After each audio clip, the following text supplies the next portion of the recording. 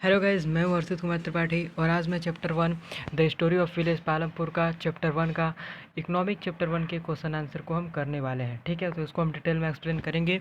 Economic chapter 1 के chapter 1, chapter 2, chapter 3 इन सब के वीडियोज़ हमारे चैनल पे अपलोडेड हैं। आप उन्हें जाकर देख सकते हैं। डिस्क्रिप्शन में लिंक मैंने दे दिया है, आप जाकर देख सकते हैं।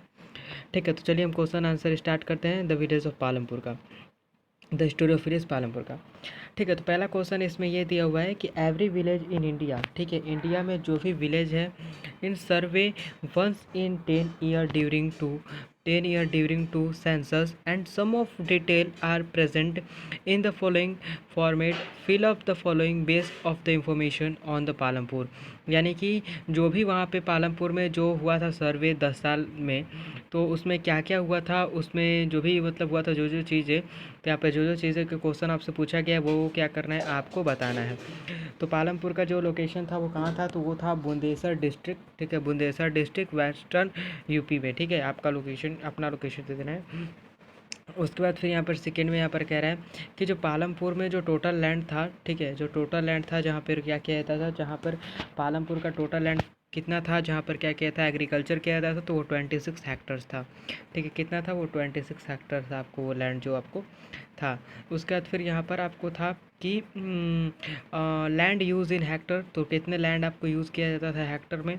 तो यहाँ पर अनइरिगेटेड लैंड तो वहाँ पर काफ़ी था ही नहीं, क्योंकि अनइरिगेटेड जो लैंड था उसको क्या कर लिया था, उन लोगों ने इरिगेट करना स्टार्ट कर दिया था उस लैंड को, और अनइरिगेटेड लैंड अब छोड़ा नहीं गया था वहाँ पर, क्योंकि पॉपुलेशन बहुत ही ज़्यादा इंक्रीज़ हो रही थी, तो उसके कारण वहाँ पे अनइरिगेटेड लैंड जो आपको नहीं थी। उसके बाद यहाँ पर इरिगेटेड लैंड वहाँ पे 200 हेक्टर्स जो थी, 200 हेक्टर्स यहाँ पर इरिगेटेड लैंड्स थी, और land is available for cultivation area covering dwelling roads and grazing. तो इसमें 26 हेक्टर्स लैंड ऐसे थे जिस पे क्या था, आपको रोड बना हुआ था, वहाँ पर क्या हुआ था, रोड बना हुआ था, वो एरिया कवरिंग की थी, जो ट्यूबवेल्स होते हैं, रोड्स थे, ठीक है, पोन्ड्स, तालाब, नहर, सब ये सब क्या थे, कैनल्स, ये सब चीज़ों ने उन सब चीज़ों के एरिया को क्या किया था, कवर किया था। ठीक है, तो ये यहाँ पर क्या है, ये आपको बताना था। अब यहाँ पर डी में पूछा गया फैसिलिटीज़ वहाँ पर क्या क्या आपको दी गई थी। एजुकेशन के लिए क्या था, तो 2 प्राइमरी स्कूल था और 1 हाई स्कूल था। और मेडिकल के लिए क्या था, तो मेडिकल के लिए वन प्राइमरी हेल्थ था, यानी कि एक प्राइमरी हेल्थ था लोगों के लिए। उसके बाद फिर वहाँ पर 1 प्राइवेट हॉस्पिटल था, एक प्राइवेट हॉस्पिटल था वहाँ पर। उसके बाद फिर मार्केट कहाँ था, दोनों का मार्केट रायगंज और शाहपुर था, क्योंकि ये दोनों क्या थे, रायगंज उनके गांव से 3 किलोमीटर दूर एक बड़ा विलेज था, क्या था 3 किलोमीटर एक बड़ा विलेज था रायगंज, जहाँ पर वो क्या करते थे, जाकर अपना जो भी सामान जरूरी चीज़ें जो भी खरीदना था वो जाकर खरीदते थे। इलेक्ट्रिकल सप्लाई मतलब क्या होता है कि मोस्ट हाउस है इलेक्ट्रिसिटी, इलेक्ट्रिकल सप्लाई पूछ रहा है। तो हाँ, पालमपुर में जो भी लोग थे वहाँ पर क्या था, आपने जब पढ़ा था तो मैंने आपको बताया था उस वीडियो में कि क्या है, पालमपुर में सबके घर आपको क्या था, ईजिली इलेक्ट्रिसिटी सबके घर था। ठीक है, पालमपुर के गांव में इलेक्ट्रिसिटी आपको था सबके घर। कम्युनिकेशन क्या था, तो well be connected with Raiganj, ये लोग ज़्यादा कनेक्ट किस चीज़ से रह, किस गांव से रहा करते थे, तो ये लोग ज़्यादा कनेक्ट आपको रायगंज से जो है आपको रहा करते थे। उसका नियरेस्ट टाउन, इनके पास में कौन सा नियरेस्ट टाउन था, तो इनके पास में जो नियरेस्ट टाउन था वो था शाहपुर। ठीक है, कौन सा था, शाहपुर। ओके, तो शाहपुर इनके पास में जो है आपको नियरेस्ट टाउन था। ओके, तो क्वेश्चन नंबर 2 है, modern farming method require more inputs which are manufacture in the industry, do you are agree. ठीक है, तो जो मॉडर्न फार्मिंग मेथड जो आया था वहाँ पर, यहाँ पर जो पालमपुर में जो मॉडर्न फार्मिंग मेथड आया था, यानी कि जो ग्रीन रेवोल्यूशन आया था। ठीक है, तो ग्रीन रेवोल्यूशन से क्या आपको बिलोंग करता है, क्या उससे आप एग्री हैं उस ग्रीन रेवोल्यूशन से। ठीक है, आप एग्री हैं, तो यही चीज़ पूछा हुआ, मैंने इसको डिटेल में एक्सप्लेनेशन किया है अपने वीडियो में कि ग्रीन रेवोल्यूशन क्या होता है, आप जाकर उसे देख सकते हैं। ठीक है, तो मॉडर्न फार्मिंग मेथड के लिए बताया गया है कि क्या होता है। तो देखिए, yes, modern farming method require inputs which are manufacturing industry, there has been made human beginning for use on made for make cow dungs and yellow leaves and plants for the produce as in use fertilizer। ठीक है, यानी कि यहाँ पर जो land है, ठीक है, यानी कि जो भी इंडस्ट्रीज़ हैं, देखिए अगर कोई भी चीज़ को बनाने के लिए क्या होता है, इंडस्ट्री आवश्यकता होती है। तो देखिए, कोई भी चीज़ को बनाने के लिए इंडस्ट्री की आवश्यकता, और इंडस्ट्री कहाँ पे बनेगी, उसके लिए लैंड बहुत ही इंपॉर्टेंट है।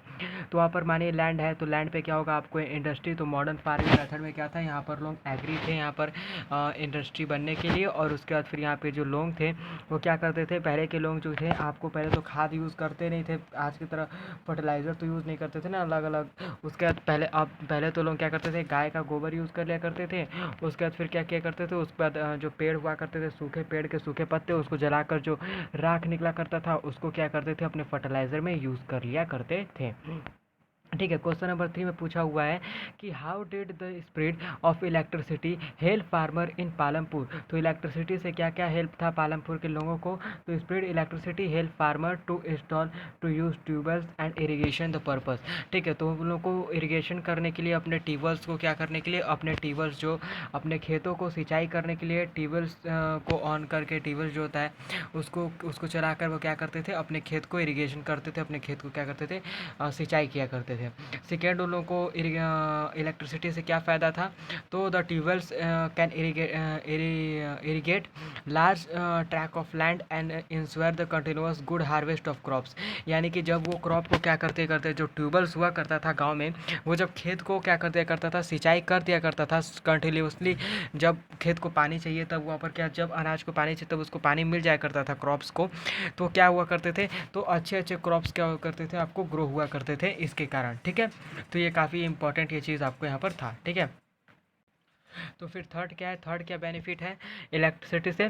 तो this allow the farmer to grow different crops in a year and earn greater benefits. ठीक है।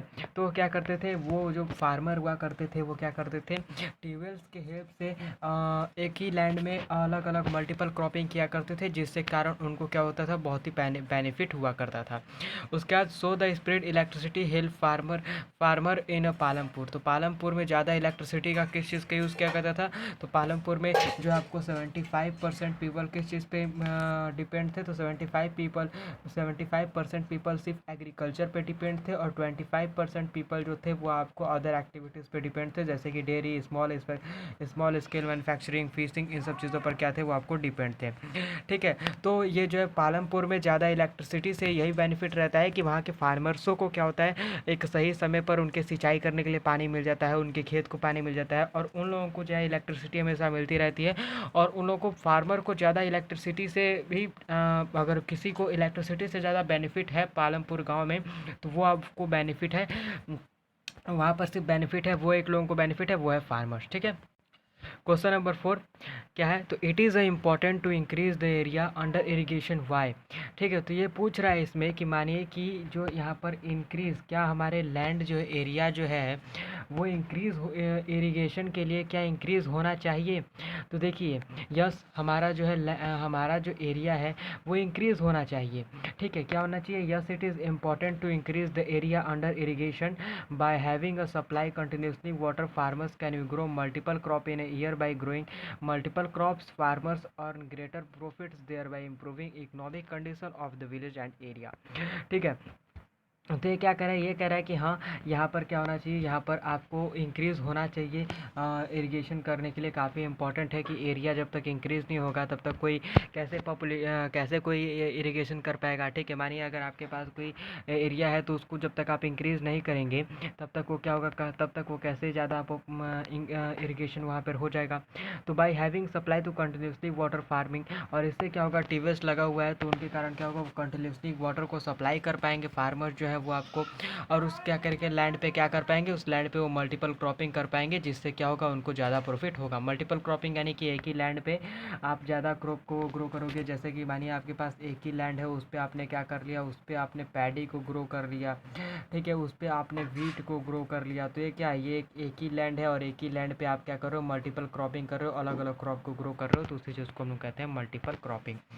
तो आइए क्वेश्चन नंबर 5 को देखते हैं कि क्वेश्चन नंबर 5 हमें क्या कह रहा है। तो constant a table on the distribution land among in 450 families in Palampur. तो मैंने आपको बताया था कि पालमपुर में 450 फैमिलीज थी। ठीक है। कितनी, 450 फैमिली थी, जिसमें से 80 जो है आपको अपर फैमिलीज थी। अपर फैमिलीज यानी कि जो अमीर लोग थे उसकी फैमिलीज थी। तो ये पूछ रहा है कि 450 फैमिली में से कैसे कैसे कन्वर्जन हुआ था। तो देखो यहाँ पर जो लैंडलेस पीपल थे वो कितने थे, वो आपको 150 थे, और स्मॉल लैंड लेबर्स जो थे वो आपको 240 थे, जो क्या करते थे, आपको काम क्या करते थे, और मीडियम एवं लार्ज लैंड होल्डर जो थे वो आपको 60% थे। इस तरह आप सर्कल बता के बता सकते हो कि लोग 60 थे, ये इतने 150, इतने 240, इस तरह करके आपको डिटेल में क्या करना था, एक्सप्लेन करना था। ठीक है, तो अब हम आ जाते हैं क्वेश्चन नंबर 6 पे। तो क्वेश्चन नंबर 6 हमें क्या कह रहा है, क्वेश्चन नंबर 6 हमें कह रहा है कि why are the wages for farm labours in Palampur less than minimum wages. ठीक है, तो क्या वेजेस होना चाहिए जो पालमपुर में जो लेबर्स थे उनका क्या है, आपको क्या वेजेस था, वेजेस का क्या है, तो labour are paid wages either in cash or kind the such crops etc. They are exit competition among the labor for work so they are willing to work and lesser amount। ठीक है, देखो जो labour थे वो क्या करते थे, वो आपके घर पे काम किया करते थे, तो कभी कभी आप उनको क्या करते थे, पैसा दे दिया करते थे, और पैसे की जगह पर क्या किया करते थे, उनको अनाज दे दिया करते थे। और अगर उनको तुम कम पैसे और कम अनाज भी देते हो तो क्या करते थे, वो आपको काम करते थे पहले, क्योंकि पहले जो है काफ़ी लोग थे, अगर तुम नहीं करोगे तो कोई दूसरा व्यक्ति उस काम को कर लेगा, तो इसीलिए क्या करते थे वो, अगर कोई व्यक्ति उन्हें पैसा दे तो पैसा से काम कर लिया करते थे। अगर कोई व्यक्ति उनको पैसे की जगह क्या करे, काइंड दे यानी कि अनाज दे, क्रॉप्स दे, तो वो क्या करते थे, उसको भी लेकर क्या क्या करते थे, काम कर लिया करते थे। ठीक है, अब यहाँ पर क्वेश्चन नंबर 7 है। क्वेश्चन नंबर 7 है कि in your region talk to laborers choose either farm laborers or laborers working at construction site. What wages do they get? Are they paid or cash or kind? Do they get work regularly? Are they in debt? यानी कि इसमें ये पूछ रहा है कि जो labour आपको क्या करते हैं, जो फार्म लेबर होते हैं, जिनको क्या होता है, जिनको एक सीजनल वर्क मिलता है, यानी कि मानिए कि अभी धान का बोने का समय है, तो अभी उनको क्या करना है, अभी उनको धान का बीज बोना है, उसको क्या करना है, उसमें उसको सोहना है, उसमें खाद मारना है, तो अभी क्या है, उनके पास अभी वर्क है। बट जब गेहूं का टाइम आएगा तो सारा मशीन से वर्क होगा, उसमें लेबर का कोई भी वर्क नहीं रहेगा, तो वो क्या होगा, ये वो लोग एक सीजनल वर्कर हो गए। बट जो वर्कर्स क्या कर रहे हैं, वो आपको कंपनी में जो लेबर काम कर रहे हैं उनके लिए तो पूरे ईयर क्या है, उनको काम मिलता रहा है। तो इन्हीं दोनों में क्या कर रहा है, वो डिफरेंस पूछ रहा है कि जो वर्कर्स यहाँ पर हैं और जो आपको वर्कर्स जो यहाँ पर लैंड फार्म जो वर्कर वर्क करते हैं, तो उनमें और इनमें क्या आपको फ़र्क है, तो ये यहाँ पर क्या कर रहा है, पूछ रहा है। तो आइए देखते हैं। ठीक है, तो इसका काफ़ी आसान आपको आंसर है, क्या है कि labour working for pay people cash और kind but do not be regular work and this people in live in डेप्ट मैनेजमेंट। ठीक है, डेप्ट मतलब होता है कि वो लोगों को क्या है, रोजाना काम जो है उन लोगों को मिला नहीं करता था लेबर को, तो उन लोगों को कभी पैसे पे भी काम मिल जाता था, कैश भी मिल जाता था, और कभी अनाज भी मिल जाता था, but do not be regular work पर, बट उनको क्या है, रोजाना काम करने के लिए जो नहीं मिल पाता था, इसलिए this people is dept live in डेप्ट मैनेजमेंट। इसीलिए वो क्या थे, इसीलिए वो बेरोजगार, और उनको क्या है, रोजाना वर्क आपको नहीं मिल पाता था, क्योंकि काफ़ी उन लोगों में सब कोई काम करने के लिए तैयार हुआ करता था। ठीक है, सब कोई काम करने के लिए तैयार है, और काम जो है कि उसमें काफ़ी सारे लोग हैं काम करने के लिए, और उनको रेगुलर वर्क इसीलिए नहीं मिल पाता था। ठीक है, कभी कभी रेगुलर वर्क नहीं मिल पाता था जो यहाँ पर जो फार्म लेबर्स थे। ठीक है, अब क्वेश्चन नंबर 8 में क्या करा है, क्वेश्चन नंबर 8 में करा है कि what are the different way of increasing production on the same piece of land, use example to explain. ठीक है, तो मतलब ये कहना चाह रहा है कि आप बताइए कि जो प्रोडक्शन इंक्रीज़ हो रहा है सेम पीस ऑफ लैंड, यानी कि एक ही लैंड में क्या कर रहे हैं, एक ही लैंड में लोग अलग अलग एक ही लैंड में। ठीक है, तो ये पूछ रहा है कि मतलब जो लोग होते हैं वो क्या करते हैं, मल्टीपल क्रॉपिंग करते हैं ना अपने लैंड में, कि अलग अलग क्रॉप्स अलग अलग टाइम में बोते हैं, तो उसका क्या करिए आप एग्जाम्पल उनको देकर बताइए। तो ये पहला एग्जाम्पल है कि an availability of irrigation facility will be year around supply of water. तो देखिए, कोई भी इरीगेशन होने के लिए मेन चीज़ वहाँ पर क्या है, सप्लाई होना चाहिए वाटर को, और वो भी टाइम पे टाइम। अगर टाइम पे टाइम इरिगेशन होने के लिए वहाँ पर वाटर नहीं मिलेगा तो कोई भी क्रॉप क्या कर सकते हैं, आप वहाँ पर ग्रो नहीं कर सकते हैं। Second, the farmer grow plant multiple crops thought they are year the increasing production and profit. कोई भी फार्मर है अगर वो मल्टीपल क्रॉपिंग करता है, सीजन बाय सीजन अलग अलग क्रॉप को ग्रो करता है, तो उसे क्या होगा, उसे ज़्यादा उसके क्रॉप ज़्यादा इंक्रीज होगी, और उसे क्या होगा, ज़्यादा बेनिफिट और ज़्यादा प्रॉफिट उसे मिलेगा। थर्ड है the high quality seed to use higher yield than are increase production. तो HYV जो आपको मैंने बताया था कि जो HYV सीड जो आया था, हायर यील्ड सीड जो आया था आपको, जो ग्रीन रिवोल्यूशन में जो सीड हमारी गवर्नमेंट ने निकाला था, ठीक है, इस सीड से क्या हुआ करता था, क्रॉप ज़्यादा ग्रो हुआ करता था, जिसके कारण ज़्यादा प्रोडक्शन होता था और लोगों को ज़्यादा प्रॉफिट हुआ करता तो अब देखते हैं क्वेश्चन नंबर 9। तो क्वेश्चन नंबर 9 में आप लोग को कहा गया है कि how do the medium and large farmer obtain capital for farming, how is it different from the smaller size. ठीक है, यानी कि इसमें कहा गया है कि जो मीडियम और लार्ज फार्मर जो हुआ करते थे ऑन कैपिटल फॉर फार्मिंग, ठीक है, तो उनको उनके पास क्या हुआ करता था, उनके पास तो पैसा हुआ करता था जिससे वो क्या करते थे, वो फार्मिंग फार्मिंग करवाया करते थे and different form and smaller size, और डिफरेंट समय में वो क्या किया करते थे, उस काम को किया करते थे। ठीक है, तो इसमें ये इसका आंसर है, ये हम देख लेते हैं आंसर क्या हुआ है। तो आंसर क्या दिया हुआ है, तो आंसर है फर्स्ट इज आंसर, तो the medium and large farmer on large land and दस हैव लार्ज प्रोडक्शन। तो जो यहाँ पर मीडियम और लार्ज फार्मर है, इनके पास क्या है, इनके पास इनका बड़ा लैंड है, लार्ज लैंड है, जिसके कारण इनका लार्ज प्रोडक्शन यानी कि ज़्यादा प्रोडक्शन भी होता है। सेकेंड यहाँ पर दिया the sell the production and provide the save the money and use the next year, यानी कि इनके पास जो सरप्लस ठीक हो जाता है। ठीक है, सरप्लस का मतलब होता है, सरप्लस का मतलब होता है कि मानिए इनके पास जो चीज़ है, उस इन्होंने जो अनाज को बोया है, वो अनाज क्या हो गया है, वो अनाज इन्होंने अपने खाने भर, अपनी आवश्यकता भर रख भी लिया, और उसके बाद क्या किया, उसको बेच भी दिया, और बेचने के बाद इनके पास जो अपने खाने के बाद जो पैसा आ गया, उसके लिए क्या कर लिया, उस पैसे को इन्होंने सेव करके रख लिया कि अब जो अगली खेती करने का जो टाइम आएगा उसमें क्या करेंगे, ये आपको इजीली खेती कर पाएंगे। ठीक है, अब थर्ड इसमें कह रहा है, थर्ड क्वेश्चन में आपको थर्ड आंसर में ये लिखा है कि they are also use the part of the money and land it to small farmer for interest and save the money. और जो गरीब लोग हुआ करते थे, ये क्या करते थे, ये खेती करने के लिए लोगों से क्या किया करते थे, कर्जा लिया करते थे, पैसा इंटरेस्ट पे लिया करते थे, और इंटरेस्ट पे लेने के बाद इनके पास काफ़ी स्मॉल छोटे छोटे फार्मर हुआ करते थे, और इनके पास काफ़ी छोटा लैंड भी हुआ करता था। और ये क्या करते थे, इनका जब अनाज ग्रो हुआ करता था, तो ये अनाज को जब सेल करते थे, तो इनका इनका क्या होता था, इनका पूरा पैसा आपको क्या हो जाया करता था, पूरा पैसा इनके भरने में इनका पूरा जो है आपको ख़त्म हो जाया करता था। ठीक है, इनका उसके बाद फिर क्वेश्चन 4 में क्या कह रहा है, तो 4 में आंसर में लिखा हुआ है कि small farmer obtain capital by taking loan at the high interest rate and medium and large farmers. तो इसमें जो स्मॉल फार्मर्स थे, इनके पास खेती करने के लिए पैसा रहता नहीं था, और जो इसमें लार्ज और मीडियम फार्मर थे, इन्होंने पैसा सेव करके रखा था, तो ये अपने पैसे को क्या करते थे, इनको हाई इंटरेस्ट रेट पे इनको पैसा क्या करते थे, यानी कि ज़्यादा कर्ज में, जैसे कि मानो कि मैंने तुम्हें क्या किया, तुम्हें पैसे की आवश्यकता है तुम बच्चों को, तो मैंने क्या किया, मैंने तुम्हें 30,000 रुपया दे दिया। अब 30,000 रुपया मैंने तो कहा कि भैया मैं क्या करूँगा, मैं तुमको 10% इंटरेस्ट पे दूंगा। अब वो पैसा क्या करते हो तुम, मुझे क्या करते हो, 2 साल के बाद देते हो, 2 साल यानी कि तुम मुझे वो पैसा 24 मंथ के बाद देते हो। तो पर मंथ तुम्हारा बिल कितना बन रहा है, तो पर मंथ तुम्हें 3,000 रुपया मेरा देना है, तो 24 मंथ में क्या हुआ तुम्हारा 30-30-60, और यहाँ पर तुम्हारा क्या हो जाए, यहाँ पर तुम्हारा कुछ आपको मुझे 85,000 रुपये लमसम आपको क्या होगा, मुझे देना पड़ेगा। तो ये क्या होता है, ये हाइयर इंटरेस्ट में अपने पैसे को कितना कम अमाउंट देकर, मानिए कि मैंने 30,000, मैंने क्या किया, मैंने आपको 30,000 रुपया दिया, और 30,000 रुपये से आपको मैंने आपसे क्या ले लिया, मैंने आपसे 85,000 रुपया ले लिया। तो इसी तरह ये क्या करते थे, अपने पैसे को स्मॉलर फार्मर यानी कि जो छोटे छोटे किसान हुआ करते थे, उनको ये अपने पैसे क्या कर दिया करते थे, कर्ज में दे दिया करते थे, इंटरेस्ट पे क्या कर दिया करते थे, दे दिया करते थे। अब यहाँ पर क्वेश्चन नंबर 10 है कि on what term and Savita get a loan for, और Tajpal Singh would be Savita's condition be different in the could loan from the bank and low rate of the interest. यानी कि एक सविता लड़की है जो क्या करती है, वो एक ताजपाल सिंह कोई व्यक्ति है जो आपको अमीर व्यक्ति है, इससे क्या करती है, वो लोन लेती है ज़्यादा इंटरेस्ट रेट में, बट जब वो जाकर अपने बैंक में लोन लेती है तो उसको क्या कर मिलता है, लो इंटरेस्ट रेट में उसको क्या करता है, लोन मिलता है, क्योंकि बैंक वाले ज़्यादा इंटरेस्ट नहीं लेते हैं।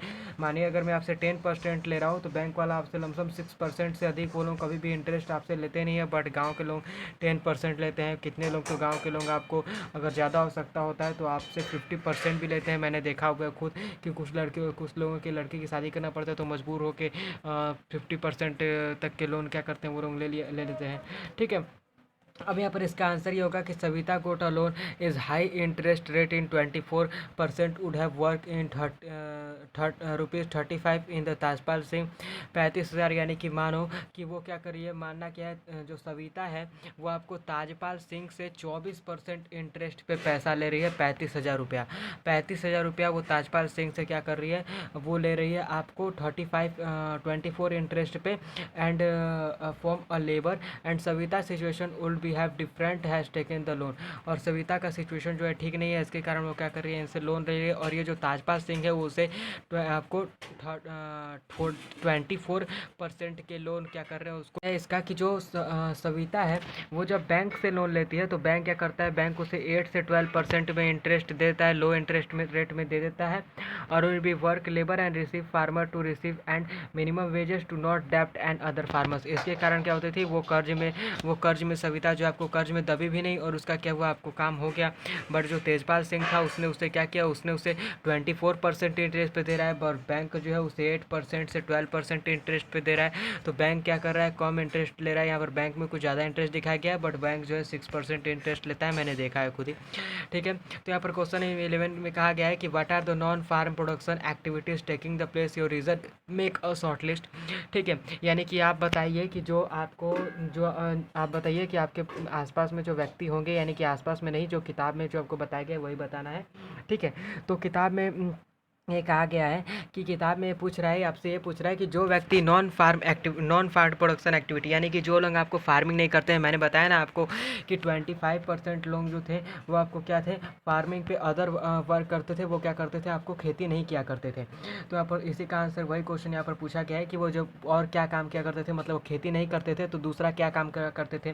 तो देखो, the non farming production activities taking the place in your region are, तो जो नॉन फार्मिंग एक्टिविटीज़ थे वो दूसरा वर्क क्या करते थे, जैसे कि 25% people live in non farming activity, तो 25% पीपल जो थे वो क्या थे, वो आपको खेती नहीं किया करते थे, वो क्या करते थे, वो डेयरी चलाया करते थे, स्मॉल स्केल मैन्युफैक्चरिंग किया करते थे, स्मॉल शॉपकीपर छोटे छोटे दुकान खुला करते थे, ट्रांसपोर्टेशन यानी कि गाड़ी चलाया करते थे, फिशिंग यानी कि मछलियों को जो है पानी में से उनको मारा करते थे और मारने के बाद उनको जो है बाजार में ले जाकर क्या करते थे, सेल किया करते थे।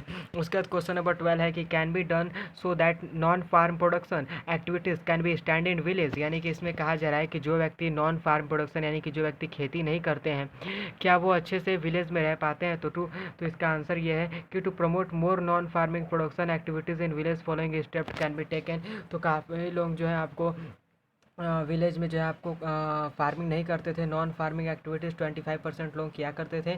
उसके बाद सेकेंड इसमें आंसर लिखा है कि loan must be available for the people at lower interested rate so that we can be set up the non farm activities. तो इन लोगों को जो है लोन काफ़ी कम पैसों में, कभी कम ब्याज में मिल जाया करता था, जिसके कारण ये जो थे आपको कोई बाज़ार में दुकान खोल लिया करते थे या ट्रांसपोर्ट खरीद कर उस पर गाड़ी चलाया करते थे और वो क्या करते थे, उनको किसानी से इसमें जो है आपको ज़्यादा फ़ायदा हुआ करता था। तो थैंक यू, मेरे चैनल को सब्सक्राइब कर लीजिए। वीडियो अगर अच्छा लगा हो तो मेरे चैनल को सब्सक्राइब कर दीजिए, बेल आइकन को हिट करना मत भूलिएगा। अगर आपका कोई सुझाव हो तो उसे कमेंट बॉक्स में बता दीजिएगा। मेरे चैनल को लाइक कर दीजिए, अपने फ्रेंड्स के साथ शेयर कर दीजिए। और मैंने डिस्क्रिप्शन में काफ़ी अच्छे अच्छे गैजेट दिए हैं, जो काफ़ी अच्छे गैजेट हैं, उनको आप यूज़ कर सकते हो और उसको मैं भी यूज़ करता हूँ सब गैजेट को, जो आपको एजुकेशनल पर्पज़ के लिए काफ़ी अच्छे हैं, तो उन्हें आप यूज़ कर सकते हो। तो थैंक यू। और वो सब गैजेट्स मैंने खुद यूज़ किया और वो काफ़ी अच्छे अच्छे गैजेट हैं। ठीक है, तो थैंक यू, मिलते हैं नेक्स्ट वीडियो में। और अपने दोस्तों के साथ शेयर करना मत भूलिएगा। बाय, टाटा।